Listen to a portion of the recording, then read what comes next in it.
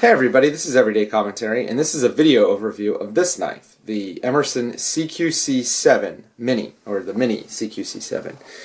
This is a knife produced by Emerson Knives, and it has a 154 cm blade, it has G10 handles, it has titanium liners, it's a liner lock, and it comes equipped with a pocket clip, and a thumb disc, and the Emerson wave feature, which I believe is patented. And the wave feature allows you to pull the knife out of your pocket. As it passes the lip of your pocket, it will snag, like it's snagging on my thumb, the webbing of my thumb and forefinger. And when it snags, it pulls the knife open like that. You can see videos elsewhere of how this works. Overall, the knife is a thick and pretty stout knife. The knife this version has a tanto grind, but you can give it in a regular spear point shape. It also has a full chisel grind. This knife is ground only on one side, and this is one of the features that's common in Emerson knives, and it is designed to allow the knife to be easy to sharpen, allow it to hold an edge longer, and allow it to be easier to maintain, to sort of keep it sharp. The chisel grind gives you a much more acute angle. If you think about it, a knife that's ground on both sides, you take the V shape that it makes at the bottom, and the angle from the center of the blade to the edge is essentially doubled, so the angle is twice as thick as it would be on a chisel ground knife. And so the chisel ground knife gives you a much more acute edge, or that's what the literature from Emerson would have you believe. Overall, I really like this knife. It's a relatively simple knife. The construction is quite simple. It has a very stout, thick liner lock. There's some pretty good jimping here to help you disengage the lock. The handle shape is nice and simple. It has a really mild palm swell and then this little finger hook. It works good at a forefinger grip. I mean, I have medium-sized hands, and it works pretty good in a full forefinger grip. The pivot is adjustable with a dime. You could stick a dime in there if you really needed to. It's a flathead driver. I actually like that feature. One thing I don't like is the fact that it has two different drivers, but I'm not so bent out of shape. Fortunately, it only uses two drivers. Some knives I've seen use Torx for the clip, Phillips for here, and then slot head here, and that's just a pain in the butt. I really do like this knife. The blade is about 2.9 inches long, so it's shorter or smaller than most Emersons.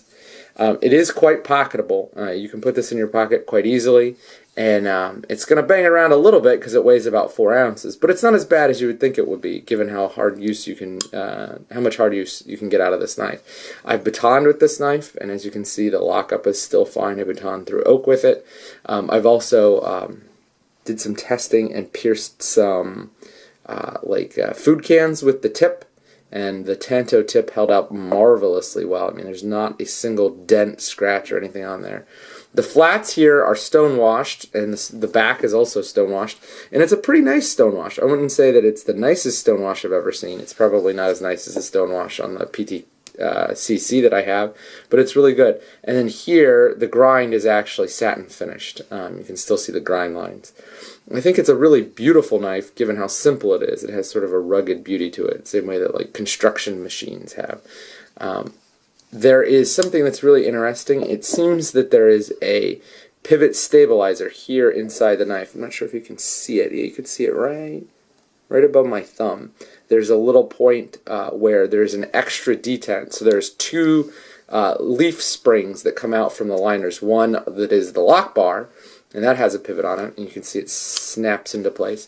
And then the other on the other side, it aids in detent. It does have a detent ball in it, and it also helps keep the blade stable throughout the entire pivot path. And when the blade is locked in place, it keeps it centered. The extra little leaf and detent thing is something I've never seen on any other knife, and I found it really interesting. And after playing around with the knife for quite a while, I think that's what it's for. It gives the knife a little bit of an extra detent, snapping it into place, and it helps keep the blade centered throughout the pivot, throughout the entire arc of the pivot. The one drawback that I have, the one drawback this knife has, in my opinion, is the chisel grind. The chisel grind is ground. As you can see here, the chisel grind is ground on the wrong side. And so I brought a piece of wood for demonstration. So let's suppose that you wanted to take some nice shallow slices. So here's a piece of oak, and you would be doing this kind of action with it. Now with a normal knife, the blade registers or references the surface directly. You can take the very fine cutting edge and put it right at the surface.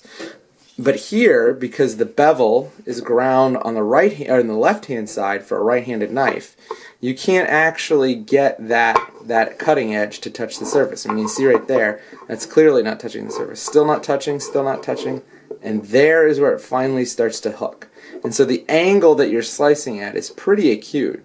And if you look at it, the way that a normal wood chisel works is that the flat side references the cut.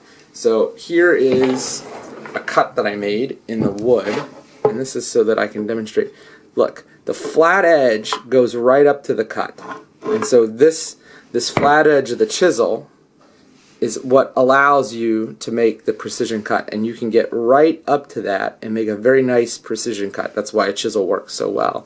The grind is the same kind of grind. It's ground only on one side, but here on a real chisel, the flat side is the side that references the cut. And now if I would use the knife this way, like the way a left-hander would use it, the flat side references the cut.